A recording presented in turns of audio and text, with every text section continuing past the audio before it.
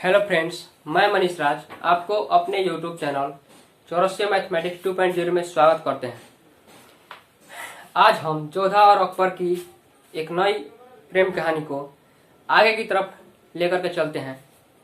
पिछले वीडियो में हमने आपको बतलाया था कि सलीम का सगाई हो जाता है आमेर की राजकुमारी मानबाई के साथ, जो उसकी माता जोधा बेगम की भतीजी हुआ करती थी। जब उसका सगाई हो रहा होता है तब नूरजहां पीछे से छुप करके उसको देखती है, तो नूरजहां को बुला करके सलीम कहता है कि हमने आपसे बहुत बार पूछा, परंतु आपने सीधा सीधा ना कह दिया। आपने यदि हाँ कहा होता तो मानबाई के स्थान पर आज आप ही होती, परंतु आप हमारी बात ही नहीं मानी। तो नूरजहां कहती है कि आसमान से भी ऊंचा आपका कद है और जमीन पर रहने की मेरी औकात नहीं, और यही कारण है कि आसपास भटकने में भी मुझे डर लगता है। और इतना कह करके वहां से चली जाती है। तो सलीम धीरे धीरे समय बीतता जाता है, तो सलीम अपने दोस्त लोगों से कहता है कि मेरी तो सगाई हो गई, अब निकाह की बारी है। जैसे जैसे समय व्यतीत होता है तो मानबाई और सलीम का निकाह का दिन बहुत नजदीक आता है। 16वीं शताब्दी के लगभग करीब ही पहुंच गए थे कि मानबाई और सलीम का निकाह हो जाता है। पहले तो हिंदू मान्यता, हिंदू धर्म के अनुसार दोनों की शादी 7 फेरे के अनुसार होती है, और उसके बाद चूंकि सलीम एक मुस्लिम धर्म से बिलोंग करता था, इसलिए उसका निकाह मुसलमान प्रवृत्ति के अनुसार भी होता है। उसको अपने घर लाता है निकाह के बाद मानबाई को, और उसके साथ बहुत ही अच्छे से समय गुजारता है। कुछ दिनों के बाद, कुछ ही दिन व्यतीत हुए होंगे कि सलीम, हमने आपको पिछले वीडियो में बताया था कि सलीम जो है हीरोइन अर्थात ड्रग्स का आदी हो चुका था। ड्रग्स की उसे लत लग गई थी, और किसी भी चीज की लत नहीं लगाना चाहिए, क्योंकि ये लत बहुत ही खराब आदत है। ये जल्दी छूटती नहीं है। आदमी मरते मर जाता है, परंतु उसकी लत जब एक बार लग जाती है तो उसकी लत छूटता नहीं है। चाहे वो हवस का शिकार हो जाता है आदमी, तब वो ड्रग्स का आदी हो चुका था पूरी तरह से। एक बार मदिरापान कर रहा था अपने महलों में, और उस मदिरापान के समय ही नूरजहां को डांस करने के लिए बुलाता है, जो कि उसके महल की एक खास रकासा कहलाती थी। उसे दीवाने खास रकासा के नाम से सुशोभित किया गया था जलालुद्दीन मोहम्मद अकबर के द्वारा, और उसको डांस के लिए बुलाता है। और जब डांस कर रही होती है तो वो मदिरे में पूरा ही डूब चुका होता है, पूरा उसमें लोथपोथ हो गया होता है। तब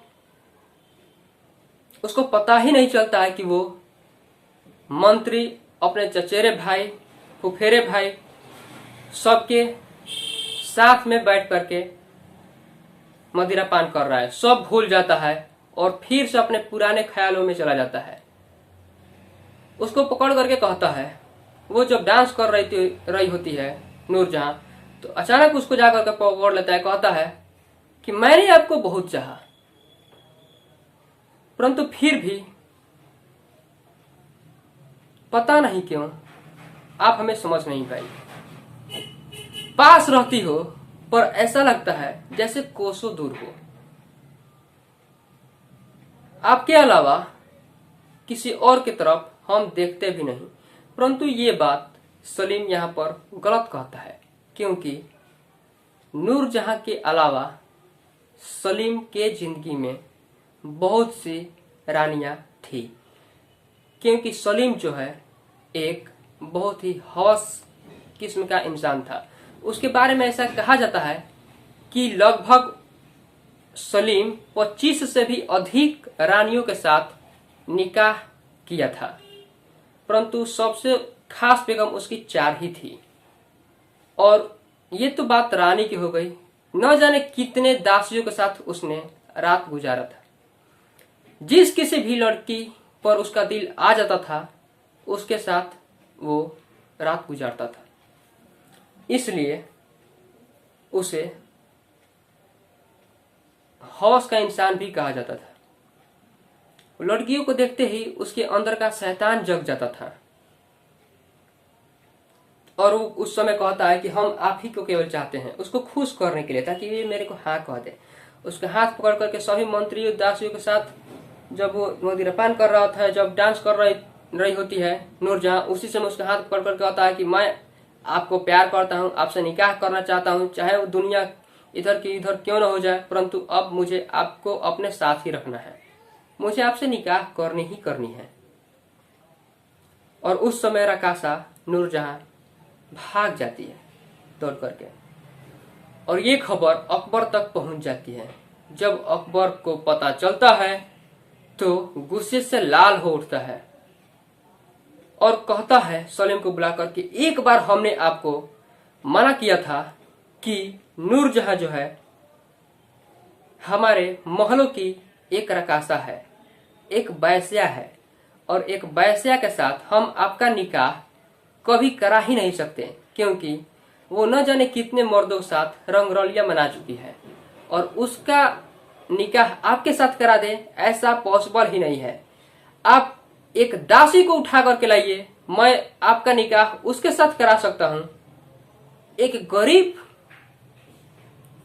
घराने की लड़की को लेकर आइए, मैं आपका निकाह उसके साथ करा सकता हूं।